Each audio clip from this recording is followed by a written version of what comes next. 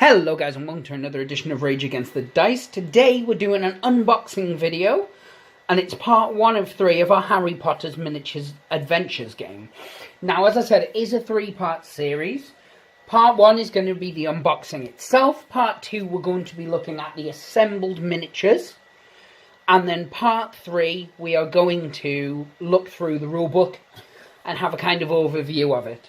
Now, anyone who's watched my channel for any length of time will know I have had quite a contentious past with knight models. Starting loving them, and then through having to deal with them multiple times, loving them less so, and then when my good friends at Red Beam Designs were having some problems with them, that escalated things further in my book. So, as you can see, it is still shrink wrapped. Now normally we do that so you know that it's a completely fair unboxing, and that's more so the case in this. Because knight models do have a reputation for, although really nice sculpts, some really bad molds. So I wanted to make sure that you guys see the models exactly when I see the models. So I haven't bought a load of them and then just put in the worst so I can slag them off. And likewise, I haven't, just specifically found one good set out of a lot of bad for that reason. So what we're going to do is we're going to dive straight into it. I'm going to take the shrink wrap off camera, because some people don't like the noise of it, and then we're going to come back into it. But as you can see, completely sealed here, and we'll be back in a minute to have a look at it. So we are back. I still haven't opened it yet, but I'm about to do it now. So there you go. I mean, first thing I want to talk about is this tin. I really like the idea, but the set itself is quite expensive, and if I'd got it in a cardboard box and it had knocked a £5 off the price, I would have been quite happy with that. As it is, I didn't buy it. As I wouldn't buy a Knight Models product for myself. It was bought for me as a Christmas present, and was in fact the only wargaming thing I got for Christmas, so I'm quite excited. And it's why you guys haven't had a lot of unboxing videos of, look at all the cool crap I got for Christmas. Because all the cool crap I got for Christmas was electronic based. So it wasn't wargaming based, so I don't show you guys it. But, as I said, I like the tin, but if I'd got a cardboard box and it would have been a bit cheaper, that wouldn't have bothered me either. As I said, not that I bought it, but had I bought it for myself, I do know the cost of it. I do like this. I do like the fact it gives you a big spongy sheet. So here you go. We'll put this to one side for now. We'll look here. We've got the books and the board tiles. So we're going to get the shrink wrap off that, and then we'll have a look at them in more detail. So here we have the separate components. So what we're going to do first, let's put the rule book to one side. We're going to look at the card stock on the tokens and things like that. Now, it is very thin card stock. It feels, if you've ever watched our Drop Fleet or Drop Zone Commanders videos, that's a bit blurry. I wouldn't want to anger anyone on the internet for that. So what I'll do, there you go. So as you can see, it is very thin. And I haven't played the game, so I can't tell you whether the tokens and such are used a lot, but there is quite a few of them on there. But as I was saying, they're very reminiscent of the Drop Fleet Commander and Drop Zone Commander tokens from Hawk War games. And they're very thin and very cheap, and they do get damaged very easily. But again, it's probably not the end of the world, they're just tokens. So now what we're going to do is we're going to have a look at the boards, because these are the important ones. If your board stock is good, then you can forgive some really shoddy tile work, token work, can't you? So, I will straight away point that the card stock is really nice, by the way, but look at that. This is a brand new set you guys have seen, and it's got damage in the corner just off the bat. It also has some Knight Models branding on, which I'm not a big fan of. And again, you'll know that if you've ever seen my Deep Cut Studios.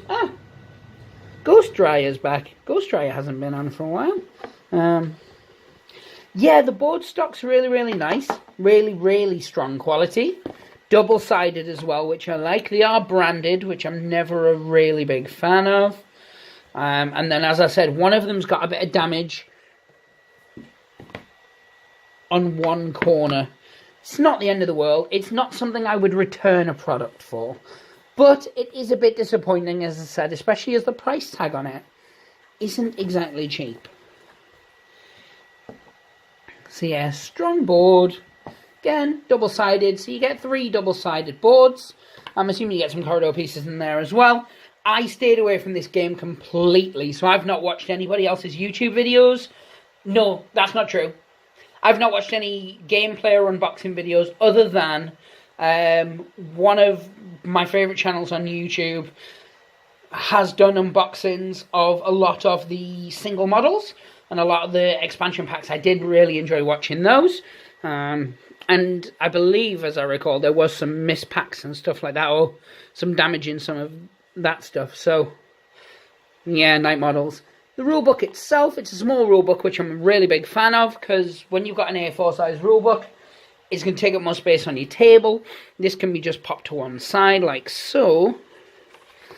Paper stock's not great. Very, very thin. Detailing the stuff inside is really nice, and I am looking forward to having a look through it. Shows you here how the scenario itself would be set up. So each mission does have a different setup, which is really cool. With, I'm assuming, different rules and things like that. I like it. It feels very Harry Potter-y, all the writing and sort of the look of it itself, the fonts, artwork itself. It seems there's very little actual movie-style artwork so far. And so it shows you everything you get. And I quite like this. It's a little thing, it really is. But game components that shows you the physical game components is always really good, especially for newcomers to a hobby. I mean, dice are pretty self-explanatory, but which cards are which tokens are which, and things like that. It's all really, really cool. And yeah, you can see there, so you get game boards, and then you get overlays that go over the top of the overlays, and it shows you how to assemble the models.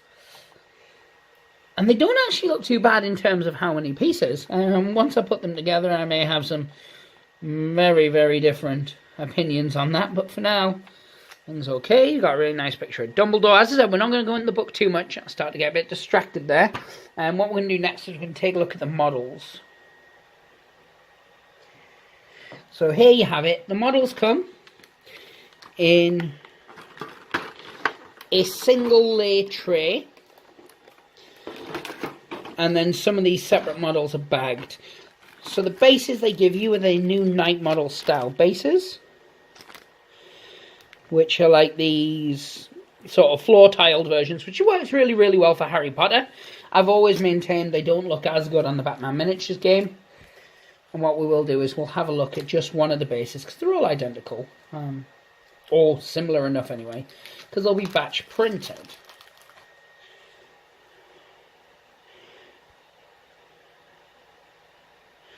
Let's throw something behind there. That's a bit better, isn't it? Yeah, so you can see it's like cobbled effect, and it works really, really nice, whether you're going to do it as like Diagon Alley, or you want to do, you know, just a generic dungeon tile on it, you know, whatever suits your needs. So what I'm going to do is I'm going to get each of these models out. We're going to look at the spiders first. So anybody who's squeamish or arachnophobic, feel free to turn away now. What we're going to do is we're going to go in close on these sprues. Not sprues, on these models here.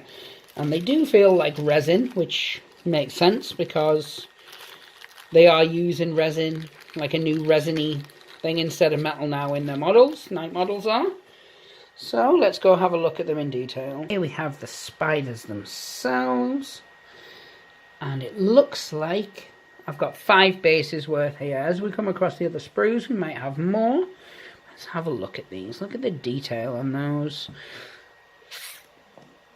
So the detailing on them is really, really nice. This is very zoomed in. I mean, I'll zoom out to normal size. That's kind of what you're working with, detail-wise. So they are really, really good. And yes, this is me saying something nice about Night Models. It happens. As I said, I always try and play fair. Just like with Games Workshop, when they do something good, I'll say. When they do something terrible, I'll also say. But these look really, really nice. And from the look of it, It does seem to be the same base over and over again, which I'm absolutely fine with. I'm sure there are some people who will have issue with it, and, you know, that's up to them. I don't like to judge, except I do very much like to judge all the time. Let's have a look who we've got next. Now, I'm trying to be very, very careful with these, because I've been warned previously that they are quite fragile. And I'm also ridiculously clumsy. So here we have the larger spider. Everything seems okay. Like, I have to keep popping my head around the side to kind of look at it outside of the viewfinder. Obviously, there's a bit of flash and stuff on the back. But yeah, it's not too bad. I did honestly expect this spider to be bigger, but once we've got some assembled models, we'll be able to put them next to each other and kind of have a look at this. So now we've got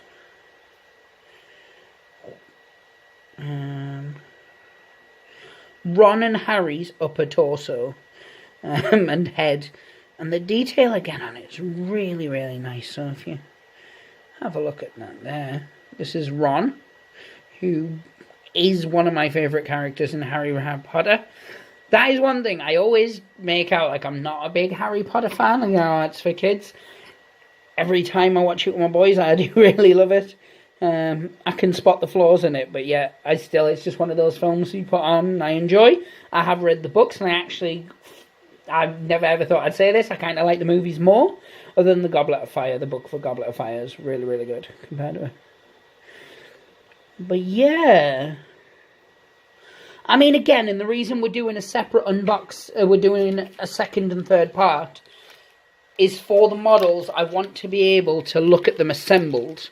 And I didn't want to do that on camera, in case any wands or anything snapped or anything like that, if I'm honest. So, here we have some some lower halves. Let's make sure we get zoomed in. So this is Harry Potter. That's Night Model. Nah, I tricked you. Oh, right, so it does just say Harry Potter on them, so I will have to match them up. But we have the pictures for that. But the detail on them, bit of mould line there, not the end of the world. Again, I'm optimistic, but I have been burned many, many times before when it comes to night models. So once I've put them together, should get my hand behind that there. I mean, that's usually where the problems occur when you're building them. It's things like giant gaps and mismoulding and stuff like that. But everything looks okay so far. Let's move on now to...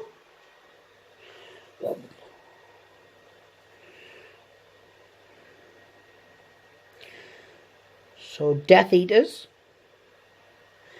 And here we start to see that one is so thin. I don't know the fragility of it, and I don't want to mess with it too much. But yeah, that wand looks very, very fragile.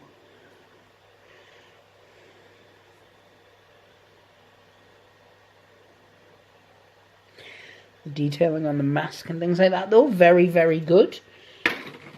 I know I do sound surprised, and that's because, as I said, if any of you have seen previous videos I've done on night models, I'm not always impressed with the quality. I'm always impressed with their sculpts, their initial sculpts. A one-piece model even, always a fan. So this one should theoretically look the same. Because they are resin, I will be washing these as well. Normally what I would do is I would soak them in water and then I would scrub them with a toothbrush. With these, I'm not going to scrub them with a toothbrush. I'm going to use a very, very soft cloth. Because I genuinely believe these ones and things like that would snap. Now this one, I just need to take it out from the camera viewfinder because it looks very textured where it maybe shouldn't be. Again, I'm going to try and get the light under that.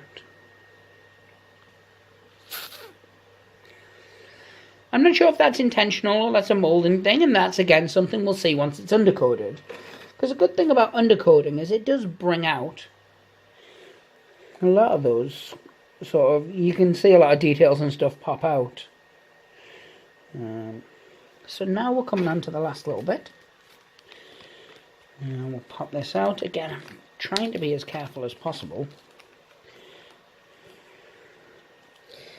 because these are wands and arms and books and things, so let's get zoomed in.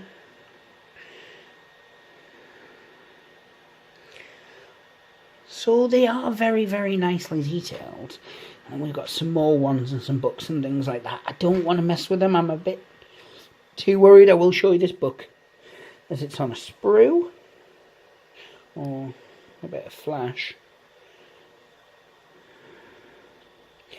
So I'm quite impressed so far. Obviously, as I said, once I get them built, it might be a different story. What we're going to do now is we're going to have a quick look at the dice and the cards themselves. Then I'll let you guys go. You can come back for part 2 and see the assembled models. And then for part 3, we'll have a look at the rules itself. Again, the other reason that we're waiting with regards to the models being built and having a separate video is because I need to wash them. So here we have the dice, and you get 3 white and 3 black dice.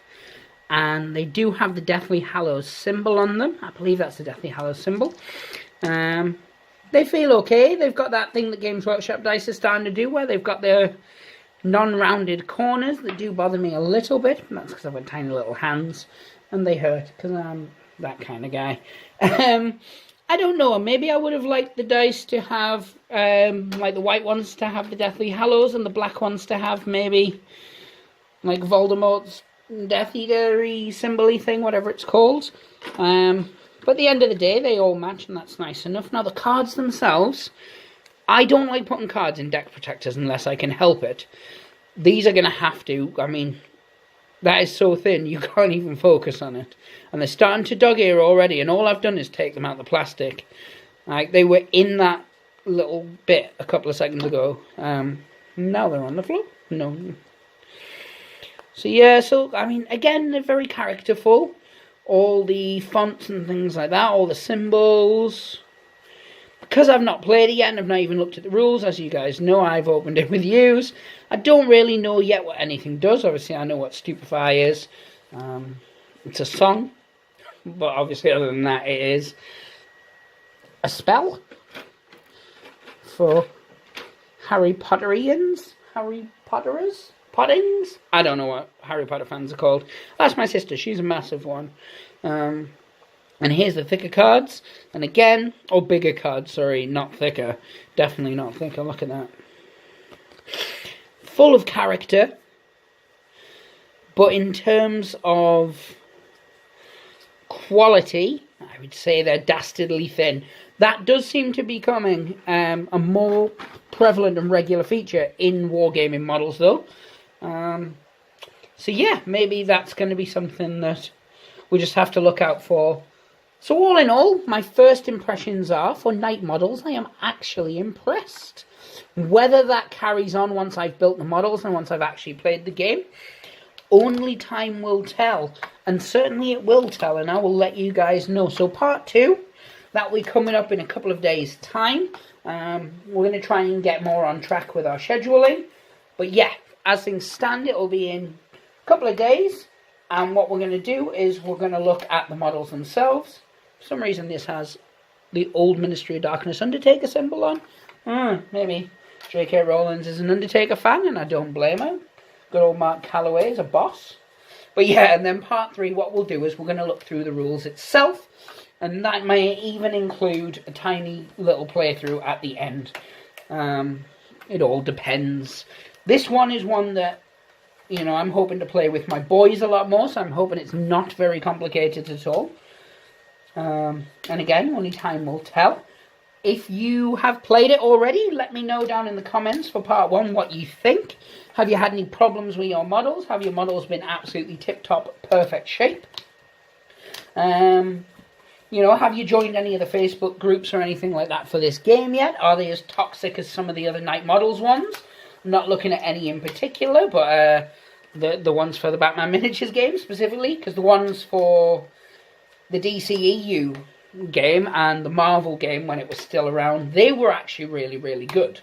I didn't find them that toxic at all, but the Batman ones were absolute cesspits, which is a shame, because the game is really, really good. But yeah, guys, so let me know what you think so far of Harry Potter. If you've played it, cool. If you're wanting to play it, cool. If you're not, let me know why. And of course, if you've got derogatory things to say about Night Models, I always love to hear it. But as things stand, I'm going to give them a kudos. Everything on here looks good so far. Only time will tell as we get further on how that will suffice and how it will play out. But one thing I will say is these tokens, as you can see, I'm ripping them off while we're talking. They are coming out fairly easily. None of them are ripping, which is my absolute pet peeve when you try and take out tokens and they rip. But yeah, my only negative so far is the cards are a bit thin. And one of the boards was a bit damaged. It's not the end of the world. I'm not going to cry over it any longer. Other than maybe some offhand comments in later videos. That's probably the last time you're going to hear me mention it. But thank you very much for watching, guys. If it is the first time you've ever watched one of our videos, please consider checking out some of our others. It certainly fuels Alan's ego, which is really important because poor kid doesn't get out much anymore. Not since the incident. But no, guys, thank you very, very much for watching. Pray to the dice gods and hope they smile upon you. Take care.